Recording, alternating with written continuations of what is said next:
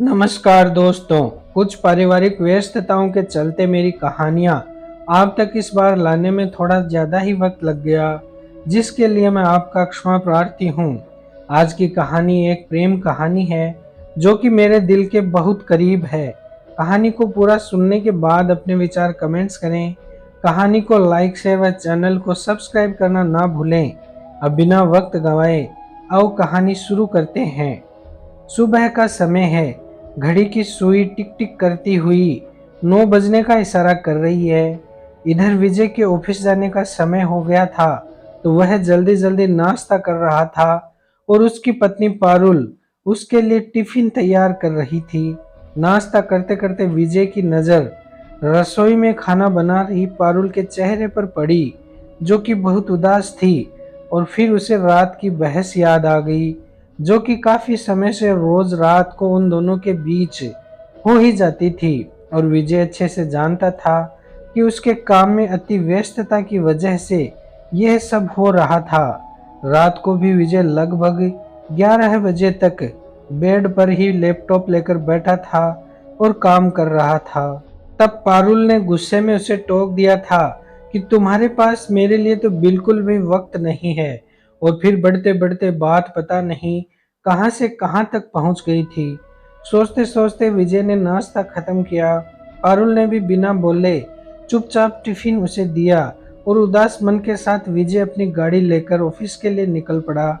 चलते चलते विजय को अपनी कॉलेज लाइफ का वह दिन याद आ गया जब वह पहली बार पारुल से मिला था। उसे आज भी अच्छे से याद थी पारुल से वह पहली मुलाकात। कॉलेज के फर्स्ट ईयर में विजय और पारुल के अलग अलग कॉलेज थे। फिर फर्स्ट ईयर के बाद विजय ने पारुल के कॉलेज में एडमिशन लिया था। पहले दिन जब विजय क्लासरूम में पहुंचा तो देखा क्लास की सारी सीटें फुल थी, बस एक सीट खाली थी। तब विजय जल्दी से उस सीट पर जाकर बैठ गया, क्योंकि अभी लेक्चर शुरू नहीं हुआ था और ना ही प्रोफेसर आए थे। तो विजय ने अपने आजू बाजू आगे पीछे बैठे सभी सहपाठियों से हाय हेलो किया।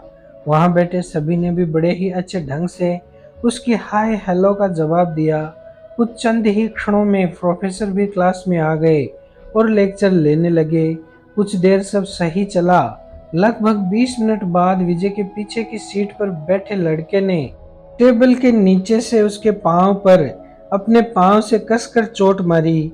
विजय पीछे घूमा। उसके पीछे की बेंच पर 2 लड़कियां और 2 लड़के बैठे थे। दोनों लड़कियां बेंच के दोनों छोर पर और लड़कियां उन दोनों के बीच में बैठे थे। विजय के एकदम पीछे बैठे लड़के ने सिर पर टोपी लगा रखी थी, शरीर से भी दुबला पतला लग रहा था।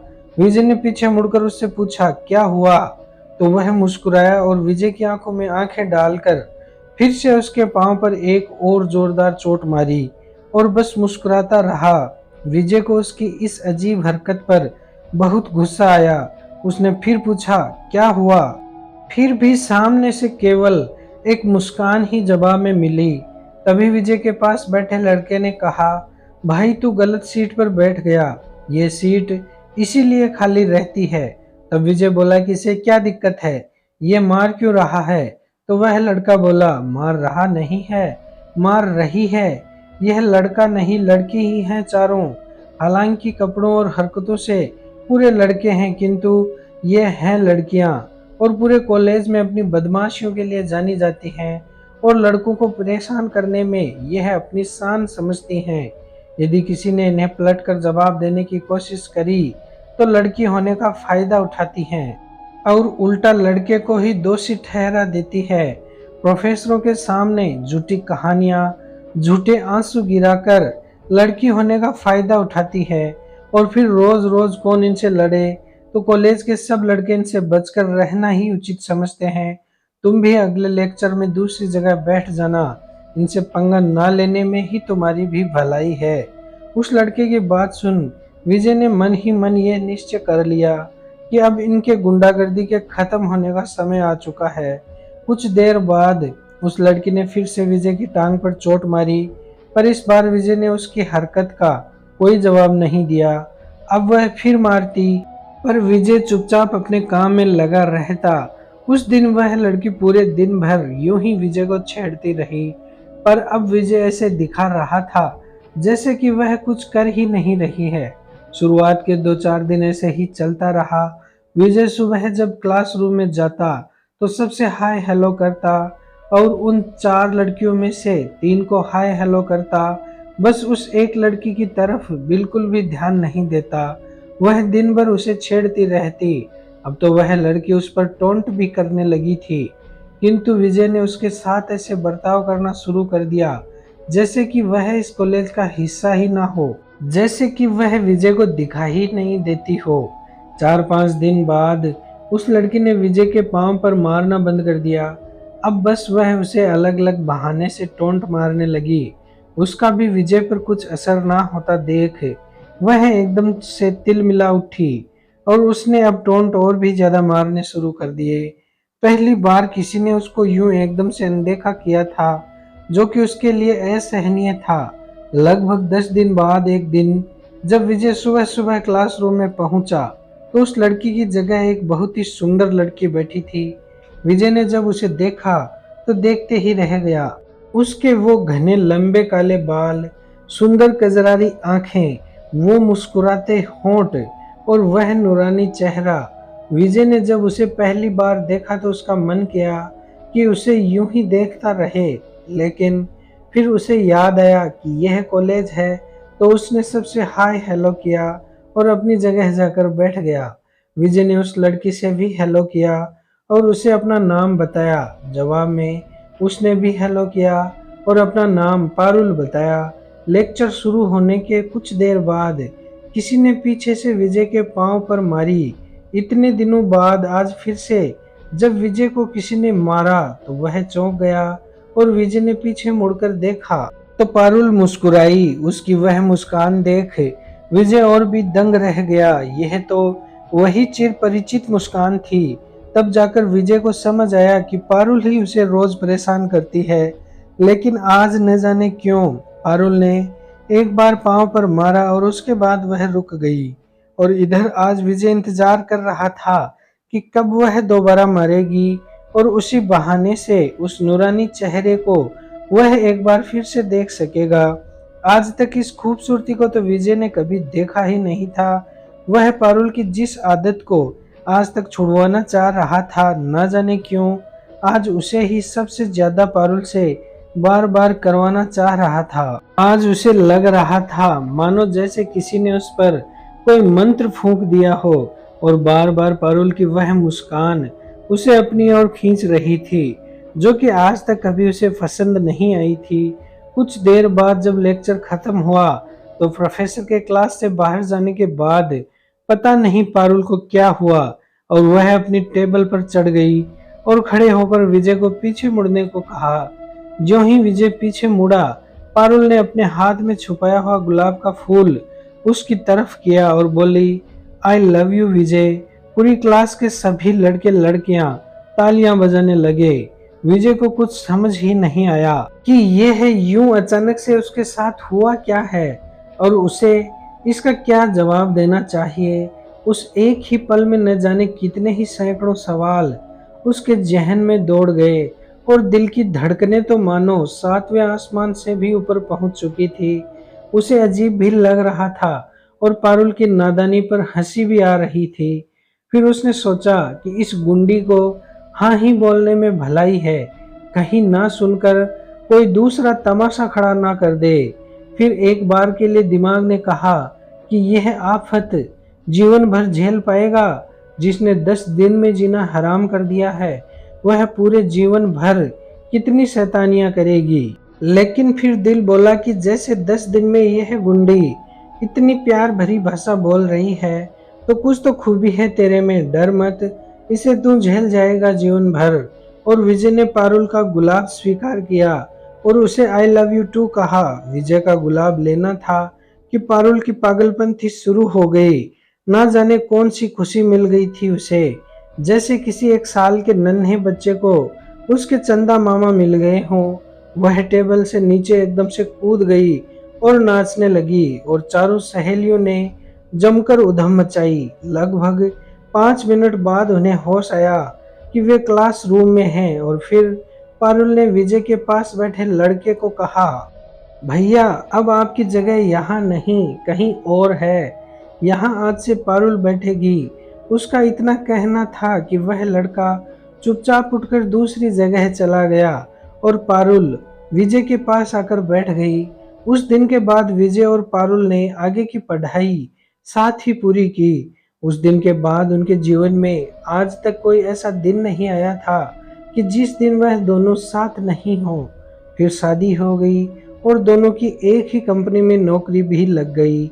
अभी पारुल माँ बनने वाली है तो उसने ऑफिस से छुट्टी ले रखी है और उसी चक्कर में घर पर अकेले बैठे बैठे उसे बोरियत महसूस होने लगती है। उस जैसी लड़की के लिए यूं घर पर टिक पाना बहुत कठिन है। और विजय भी आजकल एक नए प्रोजेक्ट पर काम कर रहा था तो उसे भी कम ही समय मिल रहा था, जिस कारण दोनों एक दूसरे से बेवजह रूठे रूठे से थे। इन्हीं सब विचारों में खोए विजय ने गाड़ी में चलते चलते ऑफिस में कॉल किया और कहा कि वह आज ऑफिस नहीं आ रहा है और उसने गाड़ी वापस घर की तरफ घुमाई। रास्ते में एक फूलों की दुकान थी तो विजय ने गाड़ी साइड में रोकी और सड़क को पार करके फूलों की दुकान से गुलाब खरीदा। इधर पारुल का भी मन उदास था। उसे बुरा भी लग रहा था कि आज उसने विजय को जाते वक्त गले से नहीं लगाया, ना ही कुछ बोला। आज पहली बार वह विजय से इतनी नाराज हुई थी, वह भी सब कुछ जानते हुए कि नया नया प्रोजेक्ट है तो कुछ दिनों के लिए विजय व्यस्त रहेगा। लेकिन पता नहीं क्यों उसे यूं विजय का उसकी तरफ कम ध्यान देना अच्छा नहीं लगा और वह नाराज हो गई। फिर उसने सोचा कि दोपहर को लंच के वक्त विजय को कॉल करके माफ़ी मांग लूंगी और उसका मूड ठीक कर दूंगी और आज उसकी पसंद का खाना डिनर के लिए बना लूंगी। अब कोई है भी तो नहीं उसके पास, सास ससुर भी गांव में रहते हैं तो वह भी विजय के सिवाय किससे अपने मन की बातें करे। सोचते सोचते पारुल ने टीवी पर न्यूज़ लगाई और कुछ ही देर में उसकी आंख लग गई। उसे गहरी नींद आ गई। तभी उसे लगा कि कोई दरवाजे की घंटी बजा रहा है तो उसने आधी नींद में ही दरवाजा खोला तो उसने देखा कि विजय अपने घुटनों पर बैठा है और उसके हाथों में गुलाब का फूल है। पारुल ने जब यूं अचानक से विजय को देखा तो उसकी खुशी का ठिकाना नहीं रहा। तभी विजय बोला, आई लव यू पारुल, हो सके तो मुझे माफ कर देना। तो पारुल ने झट से गुलाब लिया और विजय को खड़ा होने को कहा। विजय के खड़े होते ही पारुल उससे लिपट गई और बोली, आई लव यू टू विजय, और तुम माफी क्यों मांग रहे हो? गलती तो मैंने की थी, बेवजह ही नाराज हो गई थी मैं तुमसे। फिर दोनों एक दूसरे से बिना कुछ बोले ही कुछ पलों के लिए लिपटे रहे और उस लम्हे की खामोशी के सुकून को महसूस करने लगे। फिर विजय ने पारुल को गोद में उठाया और दोनों घर में आ गए। अंदर आए तो टीवी पर न्यूज अभी भी चल ही रही थी, जिसमें सिटी न्यूज चैनल चल रहा था, जिस पर किसी एक्सीडेंट की न्यूज चल रही थी। तो विजय ने कहा, तुम भी कहाँ सुबह सुबह ही न्यूज चलाकर बैठी थी और टीवी बंद कर दिया। फिर पारुल के मोबाइल पर किसी का कॉल आया तो विजय बोला कि अभी कुछ पल मेरे साथ कोई कॉल वॉल नहीं, और मोबाइल भी स्विच ऑफ कर दिया। फिर विजय ने पारुल से कहा कि वह आज उसकी पसंद का खाना बनाकर अपने हाथों से पारुल को खिलाएगा और यह कहते हुए रसोई घर में घुस गया। कुछ चंद मिनट बाद पारुल भी रसोई घर में चली आई और दोनों ने खूब सारी बातें की और अपने पुराने दिनों को याद किया। बातें करते करते विजय ने खाना बना लिया। फिर उसने पारुल को अपने हाथों से खाना खिलाया और फिर उसे अपनी बाहों में भरकर जी भरकर चूमा और बोला कि हो सके तो उसे माफ कर देना और हमारे बच्चे को अच्छी परवरिश देना। तब पारुल बोली कि तुम ऐसी बातें क्यों कर रहे हो? तो विजय ने टीवी चालू कर दिया और पारुल का मोबाइल भी चालू कर दिया। एक बार फिर पारुल को चूमा, उसकी आंखों से आंसू बहने लगे थे। फिर लड़खड़ाती आवाज में बोला, ख्याल रखना अपना, अब मैं चलता हूँ। तो पारुल बोली, लेकिन तुम जा कहाँ रहे हो? क्या हुआ है तुम्हें? तभी विजय के सर से खून बहने लगा तो पारुल चिल्लाने लगी और हड़बड़ाकर उसने अपनी आंखें खोली उसका मोबाइल बज रहा था। तब उसने कॉल अटेंड किया तो दूसरी तरफ से आवाज़ आई कि मैं सिटी हॉस्पिटल से रिसेप्शनिस्ट विनीता बोल रही हूँ। क्या आप पारुल बोल रही हैं? तब पारुल बोली, जी हाँ। तब विनीता बोली कि आपके पति का एक्सीडेंट हो गया था आज सुबह 10 बजे। हम कब से आपके मोबाइल नंबर पर कॉल करने की कोशिश कर रहे थे, लेकिन यह नंबर स्विच ऑफ आ रहा था। तब पारुल ने घड़ी की तरफ देखा जिसमें 2 बज रहे थे। फिर उसने चारों तरफ नजर घुमाई, उठकर रसोई घर में गई जहां विजय नहीं था। फिर उसने जोर से विजय को आवाज लगाई, लेकिन उसे कोई जवाब नहीं मिला। फिर वो दौड़ी और सारे घर में विजय को ढूंढा, किंतु कुछ नहीं मिला। तब उसे समझ आया कि वह अभी तक सो ही रही थी और विजय से अपने सपने में मिली थी। या विजय उससे कहीं अंतिम बार मिलने तो नहीं आया था? उसे कुछ हुआ तो नहीं है? विजय, ठीक तो हो न आप? ऐसे ही पारुल बड़बड़ाने लगी। तभी मोबाइल में विनीता की आवाज आई, हेलो मैडम, सुन रही हैं आप? तो पारुल बोली, हाँ बोलिए, मेरे पति अभी कैसे हैं? तब विनीता बोली कि वह अब नहीं रहे मैडम, आप आकर उनकी डेड बॉडी को ले जाइए। तभी टीवी पर भी विजय के एक्सीडेंट की खबर चली, जिसमें गुलाब की दुकान का मालिक बोल रहा था कि यह साहब बहुत बार उसकी दुकान से गुलाब खरीदते थे। आज भी सड़क पार कर गुलाब खरीदने आए थे, लेकिन जब वापस जाने लगे तो एक बेकाबू ट्रक की चपेट में आ गए। तभी न्यूज वालों ने विजय की तस्वीर दिखाई, जिसमें विजय के हाथ में गुलाब था और पूरे शरीर से खून बह रहा था। जब पारुल ने यह सब देखा तो उसकी तो मानो दुनिया ही हिल गई और उसे समझते देर न लगी कि हो ना हो विजय की रूह उसके पास थी अभी। आंसुओं का जलजला उसकी आंखों से बहने लगा। उसके मुंह से एक शब्द भी निकल नहीं पाया। जैसे तैसे करके उसने अपनी पड़ोसन को कॉल किया और टूटी फूटी आवाज में सब कुछ समझाया। तब उसके पति और कुछ पड़ोसी सिटी हॉस्पिटल से विजय की डेड बॉडी लेकर आए, उसका अंतिम संस्कार किया। और पारुल का वह साथी उसे छोड़कर जा चुका था, जिसके बिना जीना शायद वह भूल चुकी थी। जीना छोड़ो, उसके बिना रहना है, ऐसा वह सोच भी नहीं पा रही थी। किंतु शायद उन दोनों की किस्मत की लकीरों में एक दूजे का साथ इतना ही लिखा था। दोस्तों, मैं चाहता तो इस कहानी का अंत इतना दर्दनाक ना करके थोड़ी सी खुशी वापस दे सकता था, किंतु फिर मेरा इस कहानी को लिखने का उद्देश्य शायद बदल जाता, या फिर अभी जितना इसका प्रभाव हम सब पर पड़ेगा उतना प्रभाव यदि खुशनुमा अंत होता तो नहीं पड़ता। इसे लिखने की मुख्य वजह यह थी कि हम सब जब तक जिंदा रहते हैं तब तक हमारे पास हमारे प्रियजनों के लिए वक्त नहीं है। क्या कुछ नहीं करना चाहते हम अपनों के लिए, लेकिन रोज अपने काम की व्यस्तता के चलते यह सोचकर रुक जाते हैं कि आज आज काम कर लेते हैं, कल पक्का अपनों के साथ प्यार भरा वक्त बिताएंगे। लेकिन वह कल कभी नहीं आता और कुछ सुनहरी कामनाएं हमारे मन में ही दबी रह जाती हैं। क्या फिर विजय की तरह ही हमें भी मौका मिलेगा अपनों के साथ बैठकर प्यार भरे लम्हे मरने के बाद भी जीने का? शायद नहीं मिलेगा। तो जितना काम जरूरी है उतना ही वो लम्हे प्यार के जिंदा रहते जी लेना भी अति आवश्यक है। जीवन को बेहतर बनाने के लिए जी तोड़ मेहनत करना भी आवश्यक है, किंतु इसी बेहतर जीवन को बेहतरीन बनाने के लिए अपनों के साथ सारी मन मर्जियां समय रहते करना भी अति आवश्यक है। कहीं ऐसा ना हो जाए कि जब आखिरी वक्त आए तो सारी इच्छाएं जो हमने जिम्मेदारियों के नीचे कहीं दबा दी हैं वे हमारे साथ ही चली जाएं और हमारे अपनों के पास हमारी कमाई गई दौलत के अलावा कुछ भी अच्छा न बचे, जिसे याद करके उन्हें हमारी याद आए और उनका मन आनंद से भर जाए। दोस्तों, कहानी अच्छी लगे तो लाइक, शेयर और कमेंट करें। चैनल को सब्सक्राइब करना ना भूलें। जय हिंद, वंदे मातरम।